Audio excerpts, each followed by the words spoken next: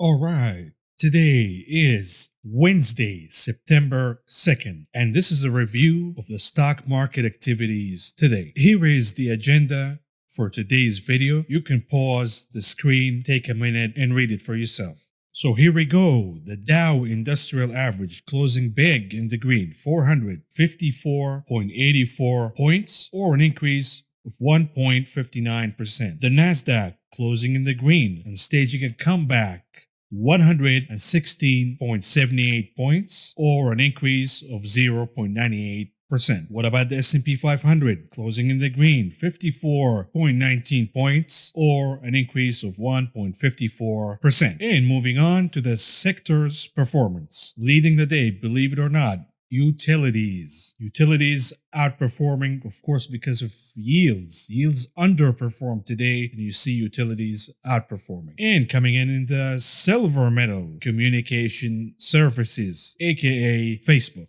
And for the bronze, healthcare. The laggards of the day, energy, the only sector closing in the red. And of course, lagging is consumer defensives and technology, yet they managed to close in the green. And moving on to the futures market. And of course, there was a little confusion before due to lumbar. I was tracking the September contract. This is the November contract. The majority of the contracts you see in the screen right now are for November and December expiration. And of course, the lumbar contract for September is expiring, I believe, on the 15th.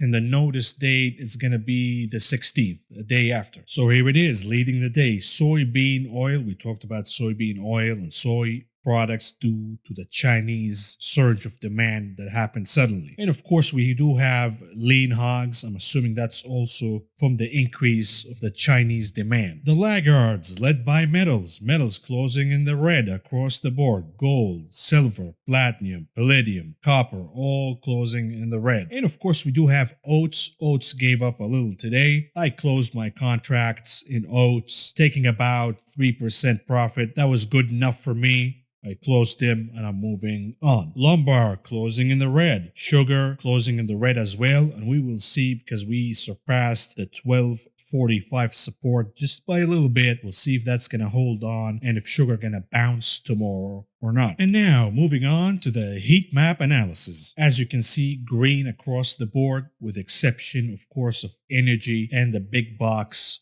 of Apple. Some software names lagged as well, and you can see Tesla is red along with Apple. The split stocks underperformed today. Yet we're seeing impulsive movements here in the healthcare sector, specifically with insurers, and the bubble in the semiconductor sector, specifically in NVIDIA. Taiwan surged higher, but you could say that Taiwan is a little healthier. It's taking its time, and the same case goes for AMD. But the impulsive movement in NVIDIA is very, very unhealthy, and it will result in very steep correction in NVIDIA. Intel rising from the dead and closing in the green today. And if we see Intel outperforming in the next days, we could actually see a shift, a rotation from NVIDIA into Intel. Intel has the potential of outperforming the semiconductor sector in the days and weeks to come. We could see the entire sector closing in the red, but Intel managing to outperform because the name got whacked really hard last month.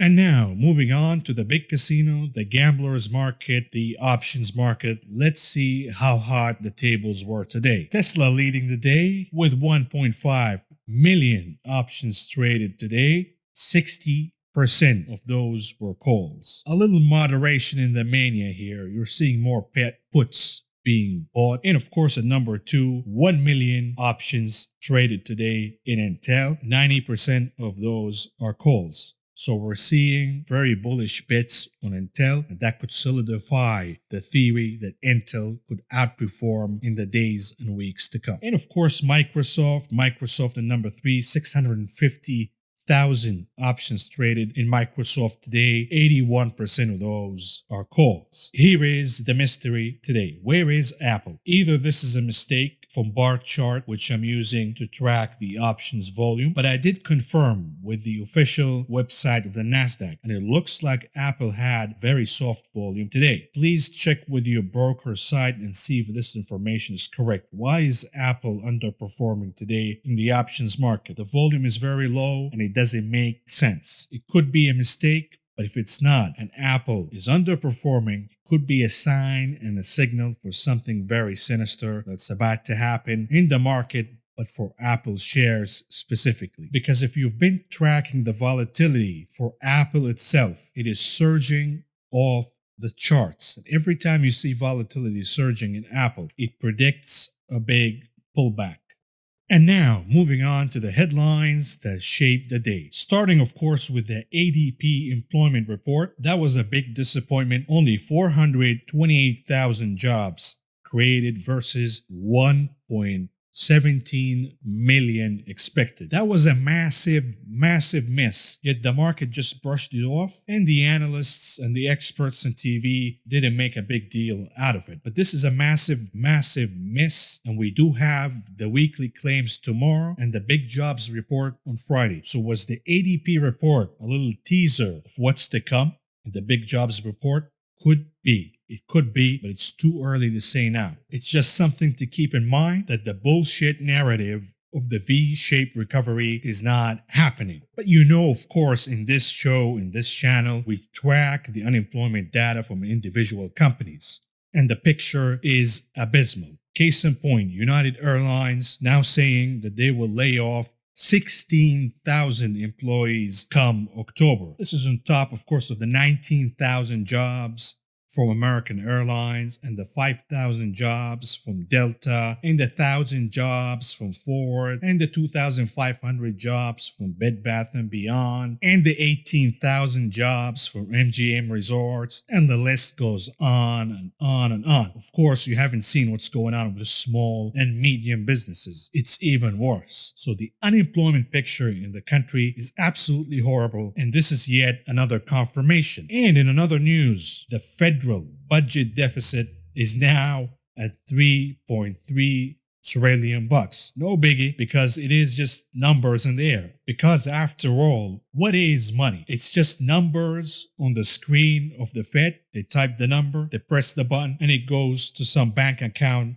somewhere, and there you go. Money created out of thin air. It doesn't even exist. So who cares? 3.3 trillion. Let's make it 30 trillion and more. I say that sarcastically, of course, because there are severe consequences of racking so much debt in a short period of time. We don't have any plan in sight to pay the debt, and in this case, the national deficit. All what the government's gonna do is use another credit card to pay the debt of their other credit card, and the cycle goes on. They borrow to pay what they borrowed before, and the cycle keeps going until it all blows on our faces. And of course, the Federal Reserve released their beige book today. Why is it called the beige book? I'll tell you why. Because actually it is white. But as the Fed creatures pass the white book around, the greases from their fingers, from their dirty fingers, and the sweat from all the lying turns the white book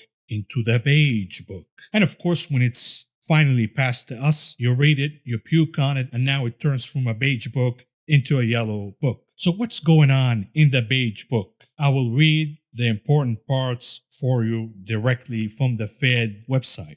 For the overall economic activities, here we go. Economic activity increased among most districts, but gains were generally modest and activity remained well below levels prior to the COVID-19 pandemic. Manufacturing rose in most districts, which coincided with increased activities at ports and among transportation and distribution firms. Of course, add to that we turned every factory in the country into a ventilator making factory, and there's no wonder why manufacturing picked up. You saw the manufacturing ISM this week, and the media had a massive orgasm about it. That wasn't a surprise. When you shut factories and you open them again, of course that number's going to go up. The real deal is tomorrow, the services ISM. But here we go, continuing from the Fed. Consumer spending continued to pick up, sparked by strong vehicle sales. This is the dumb money, of course. They're buying vehicles in the middle of a recession when nobody's driving anymore. Why the hell would you need a car? But this is what you do with dumb money. You take the stimulus and you lease a car. And I will illustrate that to you in a chart in just a little bit, but let's continue. And some improvements in tourism and retail sectors. But many districts noted a slowing pace of growth in these areas, and total spending was far below pre-pandemic levels. Again, solidifying the theory that this is the last bit of the stimulus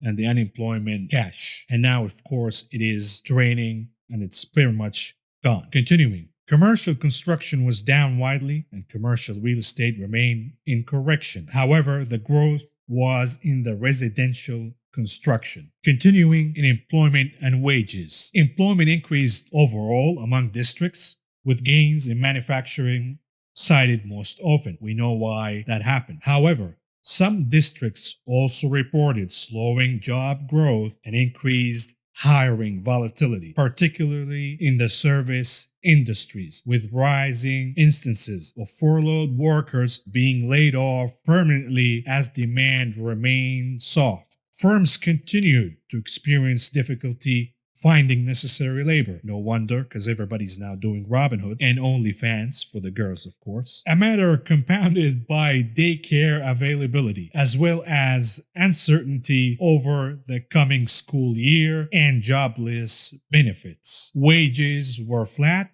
to slightly higher in most districts, with greater pressure cited among lower paying positions. This has been going on even before the pandemic. Some firms also rescinded previous pay cuts. Others, however, have looked to roll back hazard pay for high exposure jobs, though some have chosen to do so for staff morale and recruitment purposes. Oh, how nice of them. And moving on to prices. Price pressures increased since the last report, but remain modest. Bullshit, and I'll show you in a little bit. While input prices generally rose faster than selling prices, this is the Fed, they were moderate overall. Notable exceptions included inputs experiencing demand surges of supply chain disruptions, such as structural lumber, for which prices spiked. At least they're acknowledging that there is inflation in lumber. Several districts also reported that costs for personal protective equipment and inputs too, it remained elevated. Freight transportation rates rose in several districts due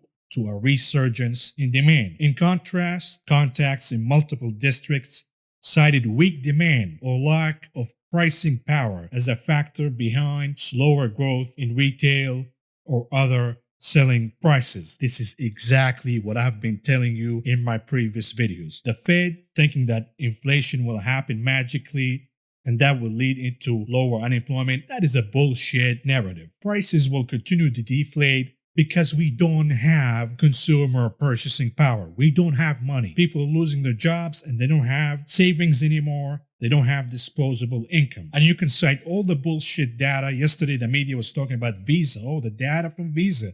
The credit card activities have recovered. But they're not telling you that the bulk of the volume from the transactions in Visa cards came from the haves, not the have-nots. The majority of our society right now is in the have-nots category. We need to recover the consumer purchasing power of the have-nots to reignite the economic engine. And moving on to an article from Reuters, exposing the bullshit of the Fed saying, oh, prices just increased moderately. It's not a big deal. Here we go. And I'm going to make a slide, of course, I'm going to release it in the morning, illustrating the price increases in all the categories in the article. But here is some highlights. Eggs increased 16.5%. The prices of eggs up 16.5% in the middle of the recession. Have you noticed that? Have you noticed that you went to the grocery store and everything got more expensive? It is not just a surge of demand. What about cheese? Cheese up 7.3%. Meat up 8.7%. Diapers up 8.8%. Laundry detergent up 9.2%. And the Fed think that increasing inflation somehow is a great idea. We already have inflation in the wrong categories, in the categories that hurt average people. and reduce the consumer purchasing power even lower. And here is a tweet I tweeted at the Federal Reserve, explaining to them and summarizing all this beige book bullshit. After spending $3 trillion, adding $3 trillion to their balance sheet, all they did is inflate the biggest stock market bubble ever, but they failed to save the economy. They failed in lowering unemployment. That is their main mandate, and they failed at it because all of their concentration right now is in protecting and inflating the assets of the wealthy, aka stocks and real estate. So there you go. I showed them. I told the Fed. I stood up for the little guy. But somehow I know they're not going to listen. So let's move on to the next piece of news. And this is an article that I recommend for all of you to read from the Wall Street Journal. It pretty much illustrates how the pandemic affected different sects of society in a different way, the haves and the have-nots. And let's start by this, the relationship between the stimulus and unemployment benefits and spending. And you can see that the unemployed, the moment they got their unemployment checks, spending increased significantly. But for the employed category, they did not increase their spending at all. And that shows you the difference between dumb money and smart money. You give money to the poor, they're going to go out there and buy cars and buy iPhones and spend it on things that they don't need. However, that can be good. If the Fed is looking for inflation and for increasing aggregate demand in the economy, then this is one way to do it. Give the poor more money, they'll spend it right away. But the saddest part of this article is this: 11% of U.S. households did not have enough to eat. And when you factor in this chart right here, households with children, almost 15% saying that we don't have enough to eat. And in the article, you see that a lot of poor households, specifically African Americans, are not getting the aid. They're not getting any unemployment benefits. They're not getting any stimulus. They're not getting any help whatsoever because of stupid bureaucratic rules. And the results is you're seeing households in America going hungry every night. On the other hand, the article goes and says that the stock market is at all-time highs. And of course, the beneficiaries of a higher stock market are the rich, the ultra rich, not the Robin Hoodiots and the traders who are gambling in the market right now. These guys are going to make some money riding the market high, and then when the market crash, they lose all their money and they're gone. The rich, however, continues to dump stocks at the highs, making more money, waiting for a crash so they can buy again cheaper, and the cycle goes on and the rich gets richer. And of course, you see in the article that sales of luxury goods and luxury cars like Lexus and BMW and Tesla surged higher. Also, the sales of boats and other luxury items. You know that right now there's a shortage of boats because rich people are stampeding to buy boats. And you saw the stocks of boats like Malibu, for example, reaching all-time highs. This is the have and the have-not economy. And now let's move on to the charts analysis, and starting of course with the daily chart of the triple Q. As you can see, the RSI is very, very extended. It's almost at all-time high. This is unsustainable, and we're getting in a territory where we're going to have a very steep correction here. A lot of people give the terminology of overbought when stocks or indices reach this level of the RSI. I don't do that. That is bullshit, specifically given the fact that stocks and indices can stay in that territory for so long. However, if you look at it from a technical perspective, the way I do, the steepness of the rally and the march to the highest end of the RSI usually translate in a sharp pullback. It doesn't translate in consolidation in the quote-unquote overbought territory. So that is something to keep in mind. Furthermore, you see that the divergence right now from the trend line is at its highest. This is particularly not very healthy, and I know we've been saying this for a while, but a correction in the overall tech market and the NASDAQ is very imminent. Today, they managed to avoid it because, yes, Apple and Tesla were down, but the semiconductor sector rallied today, and so did names like Facebook and Google. But we're getting very close to an overall hit to the Qs. Now, when we move to a 15 minutes perspective, you can see that we had the gap and crap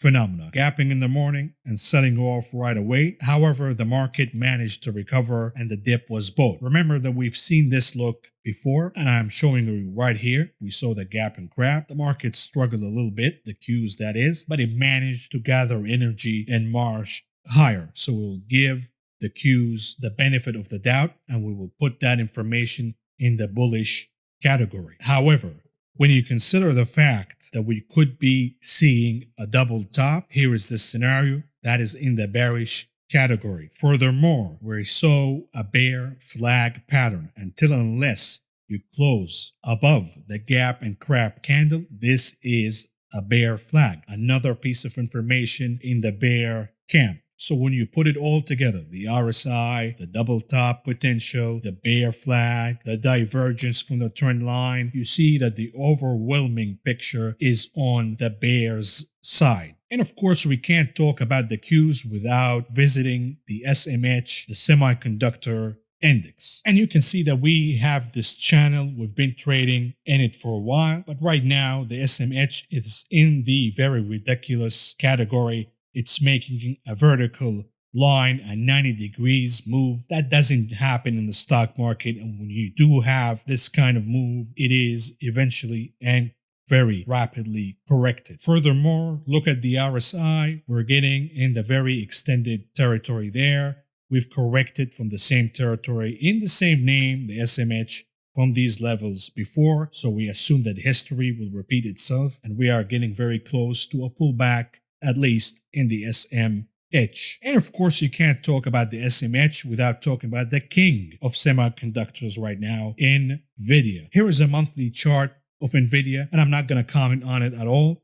Just look at it and tell me if this chart is healthy and sustainable. It is literally a straight line going vertically. The stock market does not do that. And moving on to the SPY, the S&P 500 from a 15 minutes perspective. Here we saw, instead of the gap and crap in the NASDAQ, we saw that gap and rally. The SPY managed to gap higher and rallied thereafter. However, we saw a reversal candle. In the end, at least from a 15 minutes perspective, we will follow on it in the morning, in the future specifically, and see if it is a legitimate reversal candle or whether it will be followed by a move higher in the futures and the SPY will open higher tomorrow.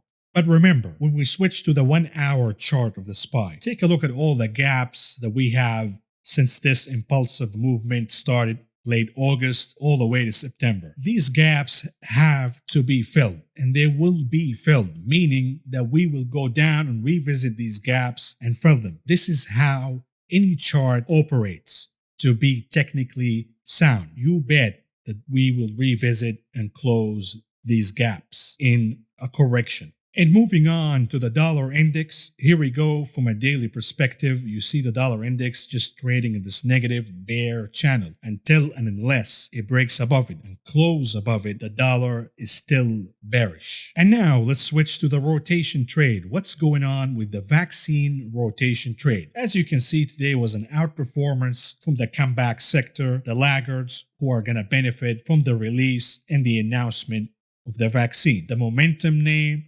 lagged today, but it is a mixed picture over there. You saw Microsoft and Facebook outperforming, while Apple, Tesla, Shopify, and other names underperforming. And here is the update. Remember, I've been telling you for weeks now, any dip in these names, the comeback sector, the names on your right-hand side is an opportunity to buy, because we do have a president who's going to manipulate and do every dirty trick in the book to release the vaccine, or at least announce it before the election. That would be very, very positive for the comeback stocks. And the market is not going to wait for the announcement to happen to rally these names. It's already rallying them ahead of the announcement, assuming that the announcement is going to take place regardless. And today, of course, we heard the news post-market that the CDC is now preparing governors for the vaccine no later than November 1st, just a few days before the elections take place. I've been telling you this for a while. He's going to do everything to manipulate and produce the vaccine, because the only weakness in the Trump camp right now is the handling and the management of the COVID crisis. We're almost right now at 200,000 deaths from COVID.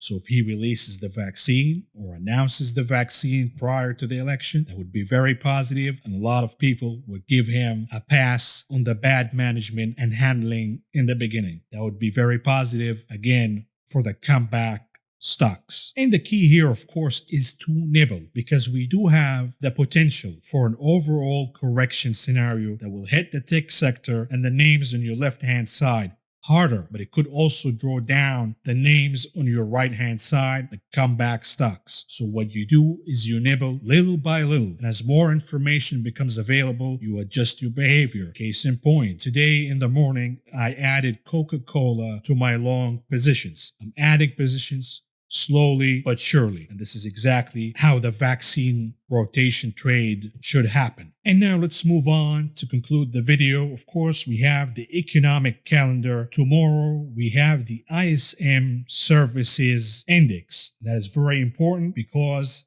the majority of the growth and the hiring in the economy comes from the services sector. The manufacturing, that was obvious. The media made a big deal about it, but we knew the manufacturing would rebound because you shut the factory and then you reopen them. Of course, the index is going to bounce and come up higher. And tomorrow, of course, we do have the weekly claims, the weekly jobless claims. How would that differ from the ADP report? Is it going to confirm the ADP report or not? And we're gathering all this information because on Friday we will have the big kahuna, the big jobs report. And you bet that could move the market severely and significantly depending on the information in it. We will talk more in details about the jobs report in tomorrow's video. But for now, this is all the information I have for you.